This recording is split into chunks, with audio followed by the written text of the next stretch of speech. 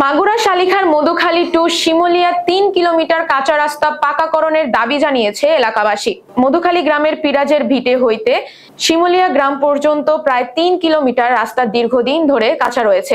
একটু বৃষ্টি হলেই হাঁটু পর্যন্ত কাদা হয়।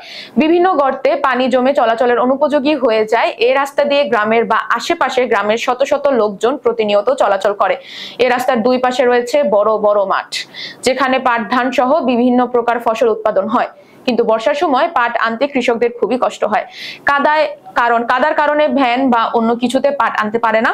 ফলে মাথায় করে কৃষকদের অনেক কষ্ট করে পাট বাড়িতে আনতে হয়। মাঝে মাঝে ঘোড়ার গাড়িতে পাট টানলেও বর্তমানে প্রচুর কাদা থাকার কারণে ঘোড়াও চলতে পারে না। এছাড়াও এই রোড দিয়ে মধুখালী হয়ে শিমুলিয়া, গাবতলা, বেরইল, পলিতা, নোহাটা সহ দেশের বিভিন্ন জায়গায় মানুষ চলাচল করে। বিভিন্ন হাট বাজারে ধান, পাট সহ বিভিন্ন ধরনের ফসল হাটে কেনাবেচা করে। কিন্তু কাদা বা পানির কারণে বর্তমানে মানুষকে বিভিন্ন জায়গায় দিয়ে ঘুরে যেতে হয়। ফলে ব্যবসা বাণিজ্যের খুবই সমস্যা হচ্ছে।